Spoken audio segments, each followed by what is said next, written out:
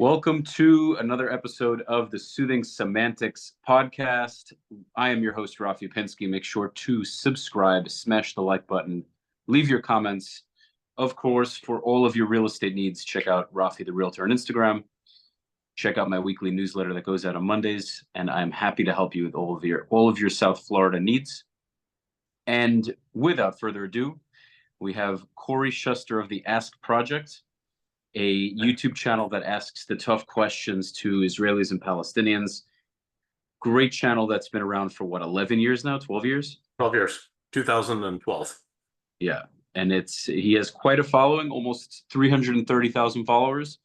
I've been watching his show for a very, very long time, long before we had our first episode together, which was probably maybe 2 years ago at this point. I've been doing this for three and a half years. You were one of my earlier guests, so we're here for round two. So thanks for coming. Sure, no problem. Not sure what else I have to say, but I'll try. Okay, listen, if there's a little bit of repetition, I don't think it'll be the end of the world. It's been a long time. Okay. Yeah. But I'm sure we'll get into some interesting things. So what have you been experiencing now that you're doing, you're obviously still doing the content? Have there been some noticeable changes in the responses that you're getting from both sides?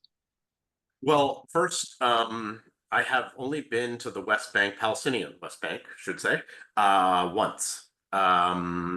Both, it's difficult to get there. My translator is very nervous and is getting a lot of social pressure not to interact with me in any way. And I didn't feel a huge difference when I was in Ramallah, to tell you the truth. People were answering the questions the same way they would have. But Palestinians are telling me it's very tense and it's very edgy, and you never know what could set someone off. So could be. I had another experience trying to get into Nablus, and the army stopped me 2 times. It was kind of my own fault because I do this sort of lazy way of going where I drive to a place where I can park a car safely and then go into area A, and the army apparently has eyes on everything. And they caught me trying to go in.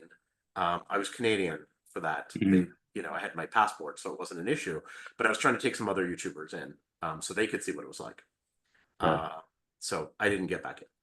Basically. Are we talking about Jewish YouTubers? Nope, not Jewish. One was part Lebanese, and the other is American Christian. Right. Okay, so, but why would they see it? So why'd they stop you guys? Oh, just because what are these weirdos who obviously are not from here doing, wandering the roads of, like, walking through the roads of the West Palestinian West Bank during war? And they're kind of on high alert.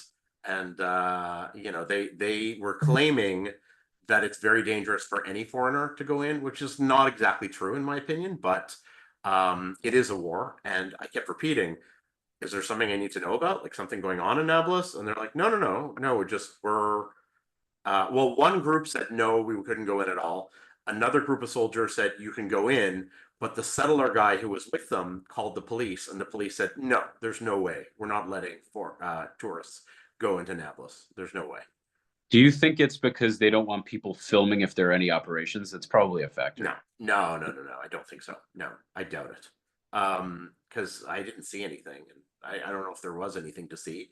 No, what they were worried about is that it could turn, every time that it's true, every time there is chaos in the West Bank and the Palestinian areas, people could take advantage of that and use it to kidnap foreigners. It happened in 2003, 2002, where Germans were kidnapped in Nablus and used to try to free Palestinian prisoners. So I understand what they're talking about. I didn't even know about unlikely. This.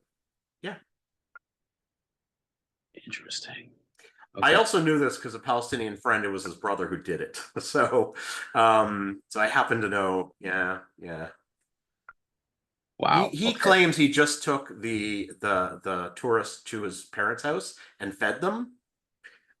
Maybe. I don't know. It was an incident at the time. I remember this. So wild. Anyways, no, I don't think it's that. I think it's more of that, if I was kidnapped, or I'm not, let's say I'm not Israeli, but I'm a Canadian, and and then they found out that some IDF or police saw me doing this, they could get into shit. So nobody wants that. So Completely. 100%. yeah, and I understand. It's okay. So I have been filming within Israel, and I have been filming in the settlements. So anything both Arab and Jewish within Israel, and the Jewish settlements in the West Bank, but Palestinian areas, yeah, not a good idea. And I'm actually more nervous going to Palestinian villages in Area C, because I'm assuming it's kind of lawless, and who Yeah. knows. So I'm not even you're not even gonna try that. So. If you went to Jenin, I don't know what I would say. I'd say, Corey, you have the No, that's biggest. crazy. No. I would not do that. That's crazy. I did check with local friends who live in Nablus, and they said, look, if you stay away from the old city, which is known to be a hub of, an area of resistance, you're probably fine. So that's what was the plan. I also think Ramallah. You're saying in Nablus. In Nablus specifically, Yeah. yes. Right. So, okay, now back to your actual question. Has anything changed on October 7th? I actually took a break for about 2 months to not film, because I thought no matter what I ask, it's going to come back to what happened on October 7th. And it's not really fair to the project. Like my project isn't about, unless I had a very specific question. So I did get a few questions that are related to October 7th. So I went out and asked those. I've noticed that since then, I think that was, let's see, October's probably I guess that's in December or January when I went back to film in Israeli areas, Jewish areas. No, I went to an Arab area first, actually. I've noticed that the level of anger and emotionality because of October 7th has gone down a bit, not a lot, but a bit. So, and it could also be the places that I'm going, so it's hard to know, but it seems to be. Also, the surveys that ask about Israeli Jewish attitudes towards peace have also reflect that as well. Meaning there was, I'm trying to remember the dates we did this. In November and in January, there were surveys asking, are you open to peace? And then there was another one in, I think it was March or April. I think it was April or May, something like that. And you could see in April and May that attitudes were becoming a little more thawed, a little more, okay, I might be open to dealing with Palestinians in some way. Just a bit, not a lot, but a bit. Interesting. Yeah, I mean, it always comes in waves. Yeah. As soon as something happens, people are like, absolutely not. And then over the course of time, you tend to forget and forgive a little bit, and you go, well, maybe. And then something happens again, and the same feelings of hate come to the surface. Yeah, it's complicated. One thing that just blows my mind, it really shocks me, is as somebody who's gay, how do you go into these areas? I mean, these are typically neighborhoods that are super, they're very opposed to it. Do they know? First of all, well, I mean, I'm not saying I'm gay to a lot of these people, but I would. I've told Palestinians that I'm gay a lot. So the attitude with Muslim Arab Palestinians is, well, of course you're gay. All non-Muslim Arabs are immoral animals. Of course, you're probably fucking your sister too. Yeah. Oh, sorry, I'm not supposed to swear. You can on my show. Okay, so you're probably having sex with your sister too, because there's this idea that anyone who's not Muslim and not Arab obviously is an animal. So yeah, that's not shocking.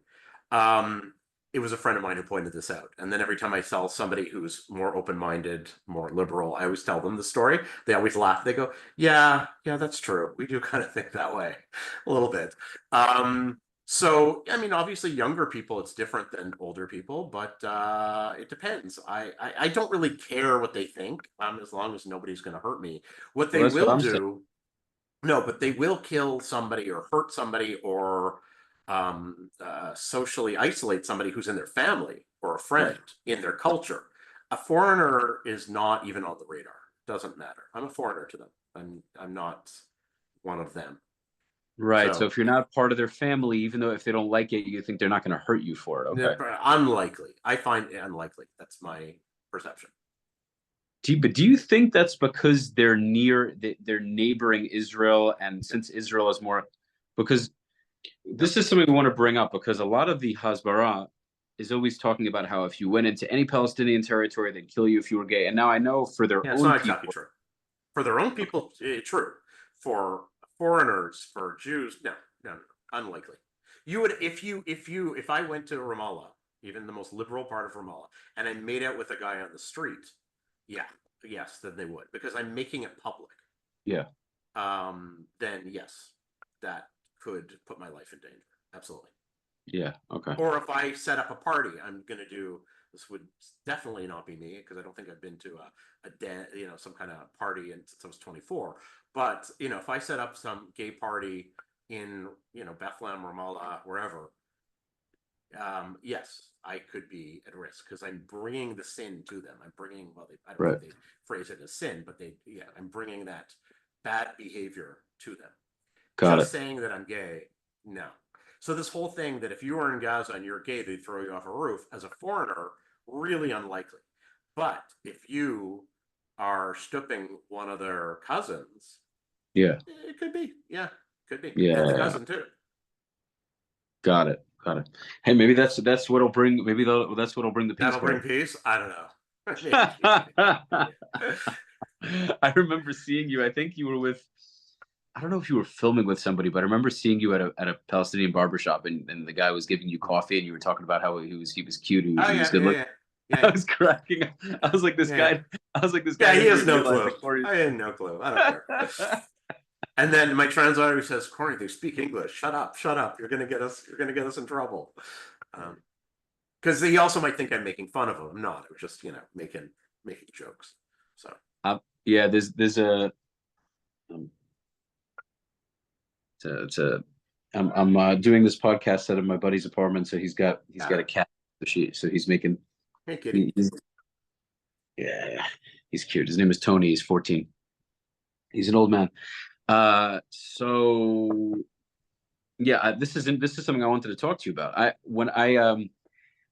I don't watch. I'm not a big TV watcher these days, but I've seen some South Park episodes, and there's a scene where this guy is carrying his balls in a wheelbarrow. He just has these massive balls, and he's wheeling. I forgot what the plot of the show was, but when I've seen you go into these neighborhoods, I'm like, dude, gay Jew going into the West Bank. I was like, what kind of balls does I'm banking on them not knowing that I'm a Jew. That's the more threatening part, right? Being gay is not, okay. The Jews part. Yeah, the Jew part is more. Yeah. And the thing is I'm saying this on my podcast, but I would think that people have already, if they watch your YouTube channel, they probably figured that out by now. But I mean, maybe they don't put the two together. I don't know. Most Palestinians don't recognize me, but that's wild. Yeah, anything could happen. I've been told by a few Palestinians. I've been threatened by a few Palestinians, not face to face, but through email. At the beginning, I haven't told you this. So after October 7th, I got emails from a guy who claimed he was from Bethlehem, and he said, "If I see you in Bethlehem, I'm going to smash your head in." He claims. I don't know if he is. I mean, he mentioned the street I walked down. Said it in English? In English, yes. His English, and I actually kind of, I kept talking with him on purpose to test his English. His English was a little too good, but maybe he does live here. I suspect he's an American Palestinian or something like that. So, but I maybe he does live here. Did I threaten any other time recently? No, I think that was it. But that was it was all. None of it was voice, meaning he didn't call you or send you voice. Okay, so it was all text. No, it was text. It was text. So yeah. So I mean, there are people, Corey. There are people you can pay to track him if you really wanted to. If you gave enough of a shit. I'm just saying. Not really. I mean, it's concerning because he spoke and he didn't say he would kill me, but he did say he'd smash my head in. Then there are other Palestinians. This was before October 7th, who came up to me on the street. They're American Palestinians, so they're people who usually they kind of live part-time in the U.S. and part-time in Ramallah. And they said, "Oh, you're Corey. Oh, we love your videos. Like you show us, you show who we are." So yeah, it can go both ways. That's cool. Okay, so people. Okay, so they actually recognize you. Yeah. Yeah, not common, but it can happen. Yeah. Interesting. Okay. So now just a couple of current events. I mean, now Israel is essentially opening up a front with Yemen, highly likely. I mean, we'll see what Yemen decides to do. I think I think Yemen is very dumb if they really try that. It's quite a fuck around and find out they're gonna get. They've it's very stupid. Yeah. Well, Uh, everyone has to show that they're tough, and everyone has to pretend they're offended. How dare you yeah, do this to us? It's not, on both sides, it's not that shocking, but it's the neighborhood. yeah. I just think the Yemeni economy is not in a position to be starting No, fights. I really don't, no, it's stupid. But belief is sometimes more important than, for sure. you know, than That's what's pushing it. It's the tangible religious things. Of course, ideology. They say, of okay, course. well, no matter what position we're in, no matter how economically fucked we are, it's a just cause. Yeah, We'll, it is what it is. We'll bring our people into it and put our people at risk. It is what it is. But yeah. that oil explosion was crazy. In Tel Aviv, you mean? No, no, I mean the Oh, the one explosion in on Yemen. oil. Okay. Yeah, Yeah, yeah, that was huge. Crazy. yeah, Yeah. yeah. It's crazy. I don't know where this is going to go. I have no idea. Um, I'm a little bit oblivious. I heard the explosion actually. I was up at 3:10, and I thought it was the light rail that somebody screwed up and a crane fell or something Hmm. happened with construction. And only in the morning when I started getting messages from people in Canada saying, "Is everything okay?" I was like, "Oh, something happened." Um, so I also slept through the Iranian attack. I had no idea what was going on. I slept through it, no clue.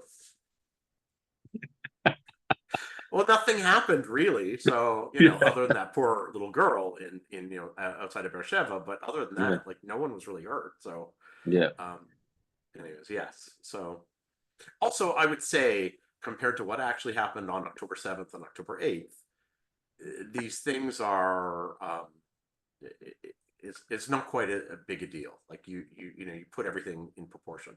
So I know I have family who freaks out every time they hear something on the news of what's going on in Israel.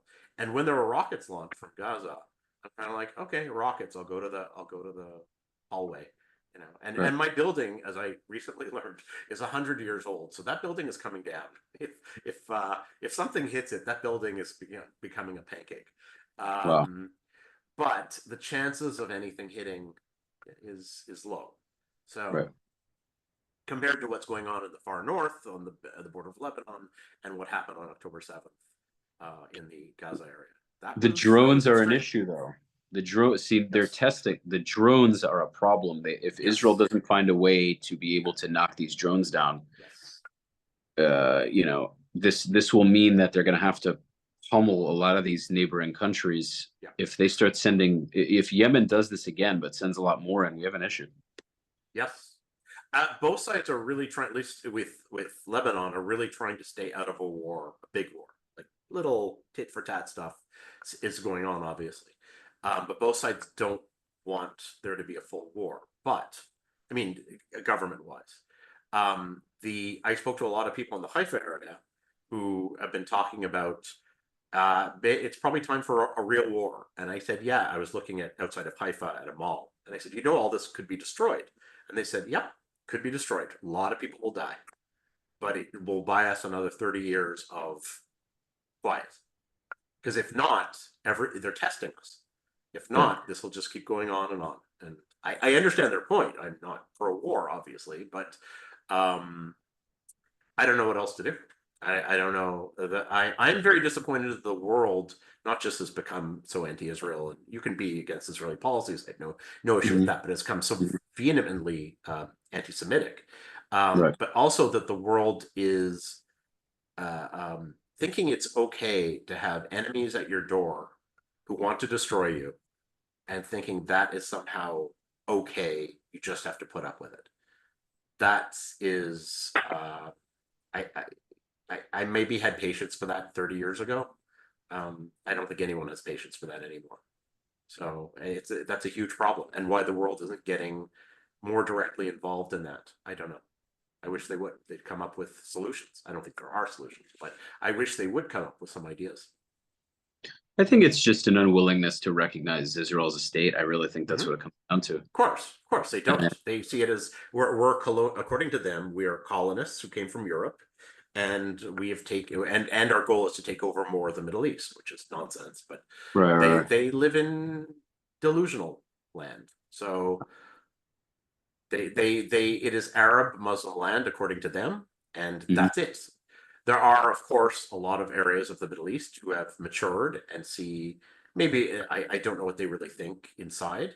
If those in the Emirates and Saudi Arabia are really thinking, oh yeah, I accept these Jews as being um, legitimate as part of the Middle East. I don't know. I think they're more thinking, no, I think the Jews could do some good for us. I think they're just being thinking as rational actors. That's all. Whereas the rest, the Levant, Egypt, and a lot of North Africa is not. They're not thinking. They're thinking in terms of their egos, of their sense of who they are as Arabs and Muslims. Still thinking that way, which is ridiculous. So, I Yeah, have no answers though. yeah. I mean, I don't know. I don't know. I guess we'll see what happens. But here's an interesting question. Do you think that if we continue to have these wars and conflicts, which we likely will have, do you think Israelis are going to continue to stay, or do you think it's going to cause a lot of them to leave? Well, so far everyone wants to stay pretty much. I actually just asked that question and released a similar question because somebody Hmm. asked it, and I thought, okay, I'll do this quickly because it's during the war, so it's more interesting during the war. Um, no, people feel very united. Hmm. It's tiring, all this war, but really, when you're in, you remember when you're in Israel, everything feels very normal. Everything Hmm. feels very, feels fine. It doesn't feel as Right. quite as dramatic and hysterical as it looks on Well, TV sadly, from we're the used media. to it. I think Israelis have become used to it, and it also doesn't help to be in panic mode. When you're in panic mode, you can't think clearly. Yeah. You're Yes, not that's a different thing. Yes, you can't think strategically, of course. right. And Yes, also absolutely. when people see that the Israeli economy is running, it's kind of a fuck you to everybody else. It's like Mm. we're going to fight Yemen, Lebanon, Gaza, Syria, Iraq, all simultaneously and still have our stores open and conduct business. Oh yeah, All it's while totally normal here. Totally. For right. about 2, 3 weeks after October 7th, it was very quiet and people were not going to, not shopping the way they normally did. After 3 weeks, it was totally normal, completely. The bars were open, the restaurants were Mhm. open, everything was normal. Yeah, that's how it has to Um, be. so, do I think anyone will leave? I'm sure there will be a bit of a brain drain, meaning people who can make more money and are just not feel that they're not meant for this. They're not, to put up with this constant war. I'm sure there's going to be some. Hmm. There was apparently, I mean, according to statistics, more Israelis left. We have to see if they came back or because I don't know the latest statistics, but it was Hmm. very small percentage.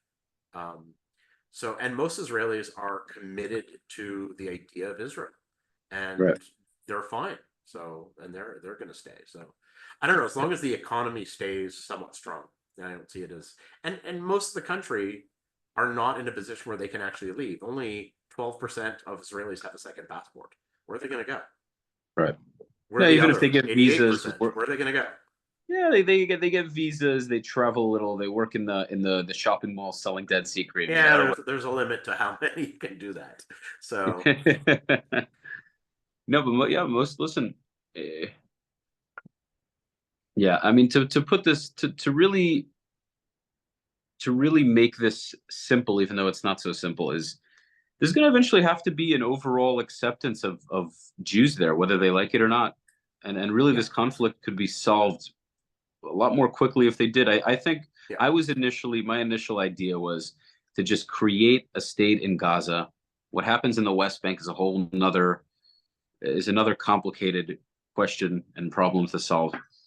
Or we can create emirates where there's no official country or state called Palestine, but at least they have the West Bank towns, they have Ramallah, they have Gaza, and each of those towns or cities has a tribal leader that they either elect or that comes to power regardless. I asked that question a couple of years ago, and they thought it was a crazy idea. They thought it was ridiculous, but they're also not used to it. So when you're not used to an idea, you're going to be against it. Also, I would also say they're not quite as well. They are tribal, but they're not quite as family based as they once were. meaning people have moved around. So, what existed 50 years ago with a family controlling a city is not quite as, mm, it's not as apparent as it was 50 years ago today. I I don't mean, know. maybe they could Look, do it. I'm open to any solution that people would agree on. So if they would agree on it, I have no issue with it, obviously. Yeah. They have to put, there has to be some agreement, or else we're just back in the same situation.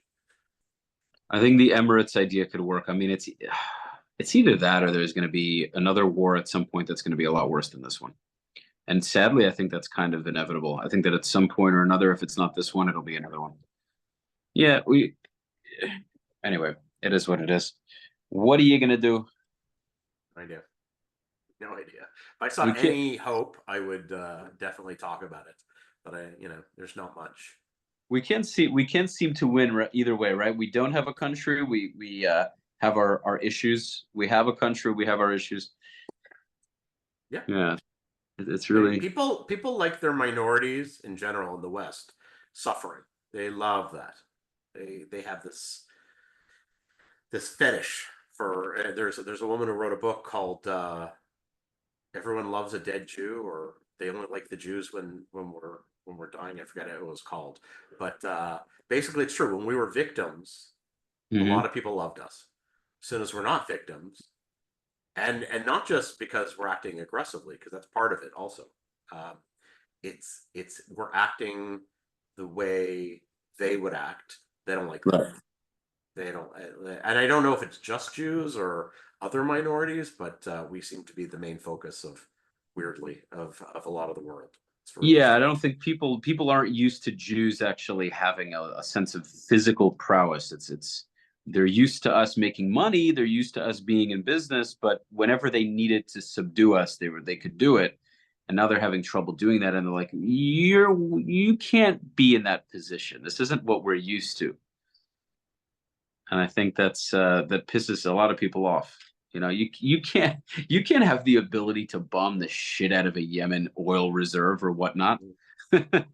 That's above your pay grade, you know. Yeah, yeah. And we're We're like, we're too no, small actually, and it's too, and for a lot of people to accept that. I don't know about everybody, but a lot of people. Yeah. I'd rather be hated by the entire world and have the ability to protect myself than be loved and have there be a much higher likelihood of me being maimed or killed. Mhm. All right, so what? I'd rather be respected than loved. That's the truth. By most anyway, you know. If I Yeah. because it doesn't seem like we can have both a lot of the No, time we at least. can't win either way. So even though I I hear what they're saying sometimes when they're being critical. But it's like with the anti-Israel group, you can't win. You can't win no matter what you do. Everything is manipulated against against you, no matter Right. what. They just don't want us to exist unless it's as poor victims, and that's it. There's no critical thinking. There's no critical thing. Very very void of critical thinking because there's either you're all Europeans. It's crazy. They don't Yeah, think that there's a single non-Ashkenazi Jew, yeah, it's even though I hilarious. think I think they know it, but they refuse to accept No, they it. don't. They don't accept. Yes, it's not part of the propaganda, so it doesn't Right. work. So Right. any information that doesn't fit the narrative just has to be thrown out. Yeah, The and even problem the here is that it's the majority is not Ashkenazi. right, So but they can't accept it. And it's then not also even, the I'm just news. saying, oh, look at that 2% of Ethiopians and that Right. small group of Mizrahi Jews. No, the majority here is not Ashkenazi by far. Right. The Yeah. mentality is also not Ashkenazi. Was Totally. The 50, 60 culture, years ago. Not right. anymore. Right. The culture, the food, the Israeli culture is predominantly Mizrahi area.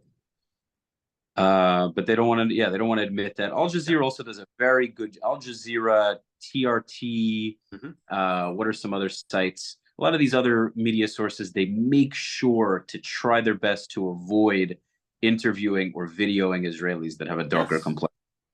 It's not even that. Well, how much of this can I say? Someone from one of those networks Mhm. came into my office and said, find me someone Mizrahi who has suffered at the hands of Ashkenazis. And I went, what? What are you talking about? And they're like, I need to do a story on this, I've been told. And I'm like, I don't have anybody. Because it hasn't existed for 50 years. Right.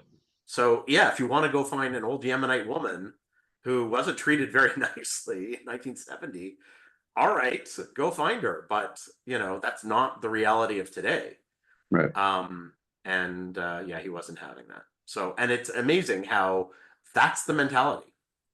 My one story about Al Jazeera, I don't know Al Jazeera, like the Arabic channel, is I was walking, this is over 10 years ago, I was walking through Levinsky Park in Tel Aviv, and I was with this woman who was actually Lebanese Muslim, and she had German citizenship, I think.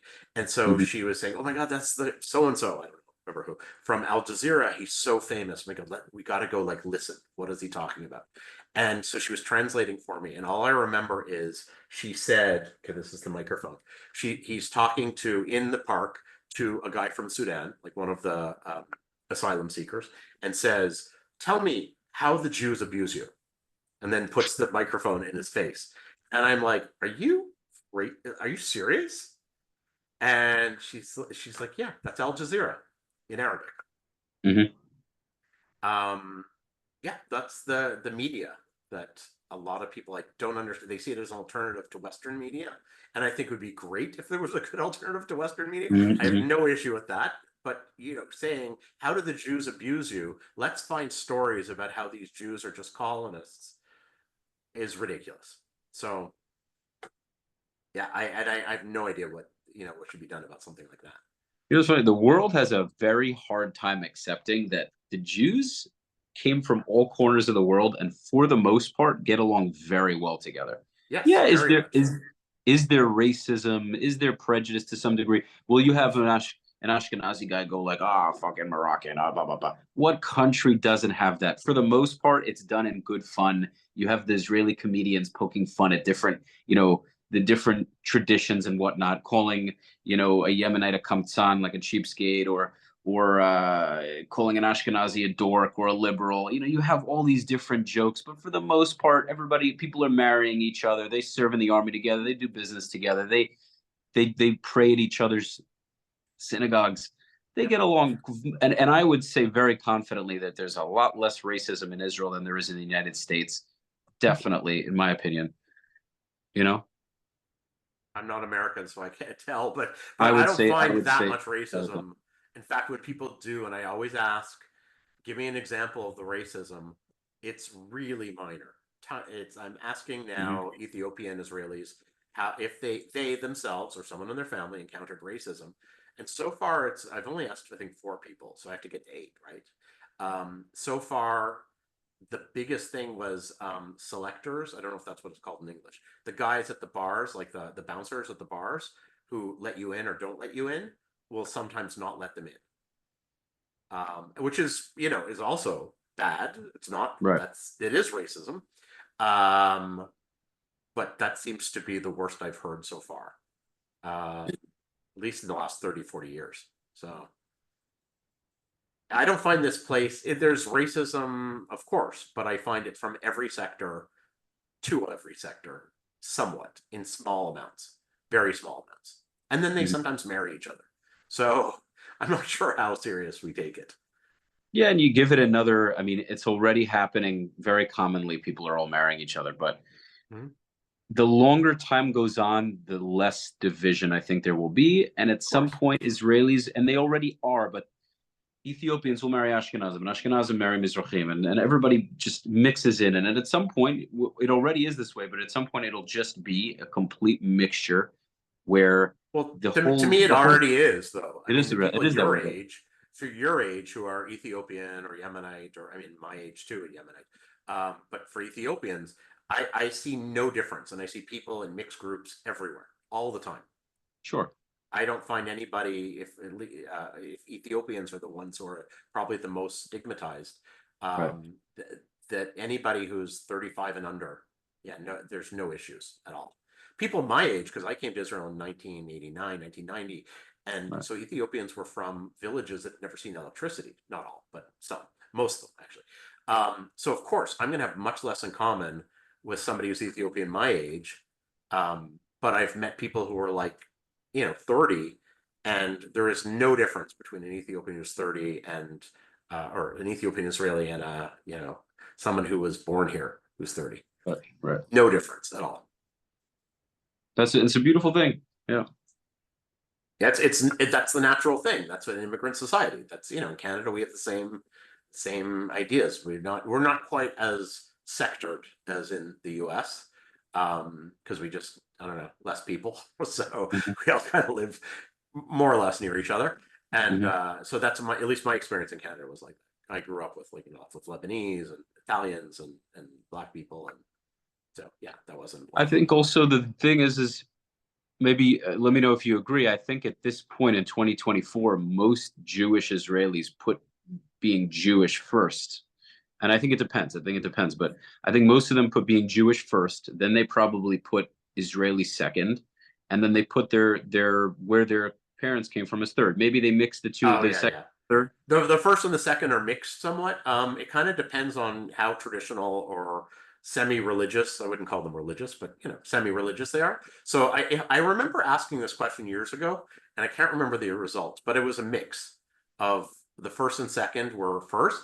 Where they are in terms of your ethnic background was like, oh, is that a thing? Like I focus on ethnic background because I find that interesting about Israeli society. I like an immigrant society. I think they're interesting. Right. What cultural aspects do we keep from our grandparents? Just Mm-hmm. curiosity. Also to show to people outside of Israel who don't know Israeli society that it is a really interesting multi-ethnic society. Um, but they often don't even clue in when I'm talking. Often when I say, "What is your background?" they go, "I'm Israeli." Like they're like, "What do you mean?" Or they get offended. They're like, "What are you trying to pick on? Like, are you trying to pick on something about some ethnicity?" And I'm like, "No, this is just interesting." And they're like, "Oh, that's what you mean. Oh, okay, yeah, sure." But often they don't care that much, and it's only slightly, interesting. Mm-hmm. Um, Often they don't even know. I know those younger people never really know. They're like, wait a second, I think we're Moroccan. Oh, we're Tunisian? Okay, sure. Because they, whatever. They kind of know general ideas, but that's about it. Yeah, because, well, the whole concept is kind of funny, right? Because you could look at it and say, okay, well, an Ethiopian and I may have very little, if any, blood relation. Do we have? Are we totally different? Is there maybe if I have very strong Ashkenazi DNA that traces back to the Middle East, and maybe maybe there's 10%, 15%, who knows? But we're kind of even if an Ethiopian sees himself as ethnically Ethiopian and Jewish. Maybe there was intermarriage with Ethiopian Muslims or Christians, and there's a whole hodgepodge of different, ancestry. I think most Jewish Israelis still see themselves as related in some way, even if they look completely different and their skin color is Yeah, of completely different. course. It's There's because still it this becomes a thing of like, nationality. It's not just about being Jewish, even though sometimes I think people will frame it within being Jewish. But right, I think it's more about being Israeli. That's my take on it. right. But I think it works well, though. I think it Yeah. works well because I don't think we see it. I don't see it that way with Americans, right? Like I see no connection with, say, Italians. Well, no, I wouldn't say that because I have my father's side has Italian ancestry, but let's say a Greek guy. We're American, but to me, he's just a Greek American dude. But when I'm in Israel and when I'm there, I feel like these people are my family. Yeah, it's part That's my of feeling. the Jewish brainwashing. I mean, I'm part of it too, but it is. We're like a little obsessed about ourselves. Yeah, We yeah. like our people. It's one of the things I can't remember who just asked me, but somebody said something about being Jewish or whatever, and I said or about being Israeli. Oh yes, that's right. He was a Palestinian guy who was interviewing me for something Mhm. academically, and I said I like our story. I think Jews have a really interesting story, whether it was my actual line back to the Middle East or another Jewish group. I think we have a really interesting story, and we're all related in some way, and I like that about us. I don't believe, but what does that matter? I Right. like I like the history of my people. I think we're Mhm. we were involved in a lot of things through history, and I like that about us.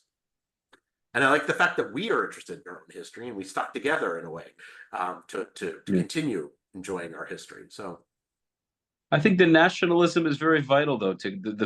I think the primary reason Israel is still around is because there's a very strong sense of nationalism. I think if there probably, yep. I'm not a big nationalism person in Sure. any way about being Canadian or being Israeli, Right. but yes, I could see that. I can definitely see that. For sure, for sure. Okay, well, I think we covered a heck of a lot of ground. If there's anything else, any other topics you wanted to cover, by No, all I don't means. think so. I do hope this war ends. That's the only thing people are probably wondering about the war in Gaza. I don't know. I see no end to it at the moment, but I do kind of hope it ends for us because I don't think it's healthy as a society to always be at war. But I have no real answer because I don't see if we suddenly stop. Let's say we got the hostages back today. Hamas isn't going anywhere, and if it's not Hamas, it's another group. Um, so that's going to be a big issue. I think. I think there's this idea that we really can destroy Hamas, and yeah, maybe we can really get to Sinwar and all these people. But there's going to be other people in line, and if they're not called Hamas, they'll be called something else, because this idea of violent resistance to destroy Israel is very strong in the Arab Muslim world and with No doubt. Palestinians. It's very No doubt. strong. I don't know how to deal with that. That's why I want the world to get involved and Saudi Arabia to show up and be okay. We're in charge of education because enough people. We live in a modern world where we have to respect nation states. And yes, if Palestinians want some form of independence, great, terrific. You have to act like adults. Everyone has to act like adults. Yeah. I don't know. I thought I'd squeeze that in because I figured maybe somebody's wondering about what's going on, what could happen. I have no idea, but I kind of wish that something like that would happen. Yeah. But I'm I not mean, I guess we'll see. Do you think we'll end up going to war with Lebanon? I know you don't want to. I don't know because Lebanon is so weak, and so any war is just going to destroy things there. I mean, it's going to cause a lot of damage in Israel too, which is the part that I don't want, obviously. Yeah. But it's really, I don't think they want to. Because Lebanon is just so weak. I don't know, impossible to know. But really, I understand the Israeli mentality is we can't live like this all the time. There's 40,000 or 80,000, I can't remember the number of people who are not in their homes in the north. The war of it'll be attrition a year. A war of attrition like this can't keep happening. Yes, Not exactly. normal. So even if it was one time and everyone knew, but this is going to go on and on and on. I think Israel needs to push. Go on, sorry. No, go ahead. I think Israel needs to push Hezbollah over the Litani River at the very least, create some kind of buffer zone. And I think they shouldn't necessarily add more Israeli towns because then you're essentially just you're expanding Israel, fine. But then say they start to build Israeli villages closer to the Litani River, then they're going to have to push you're Hezbollah saying in back Lebanon? No, I don't think that would be a thing. Nobody has talked about that. Right. No, well, they did talk about pushing them past the Litani River. But But in terms of to create a buffer zone, but not Israel. First of all, the Israelis don't really want to be in South Lebanon again. Right. And not that they trust, international forces, but, nobody wants that. And nobody's going to settle. I mean, I'm sure there are some people who say we should settle Gaza and should settle South Lebanon, but that's not the majority opinion by far, not even close. Right. And it's just so complicated with dealing with international law and world opinion. Mm-hmm. We've been through this. Do we need to do this again? Probably not. No. If they, but I don't have any. Also don't have a solution. So it's not like saying, oh, if we act well and we act according to Western values and international law, it'll all be fine. No, not at all. But I don't see the opposite of that working necessarily. Right. Well, yeah, I hope at some point Hamas surrenders. We can get a government in there, Saudi Arabia and Gaza, that can at least educate them differently, and then I guess we'll figure it out. Who the hell knows, man? I don't know. Who the hell knows? Yeah, I guess we'll wait and see. Okay, well, ladies and gents, yes, I'm just going to do a quick closeout. Guys, make sure to check out the Ask Project on YouTube to see all of Corey's incredible work. Thank you again for watching. Like, subscribe, and share. It has been a pleasure, Corey. Thanks again for joining It me. was great talking to you. Absolutely. Okay, Talk to you soon. take care.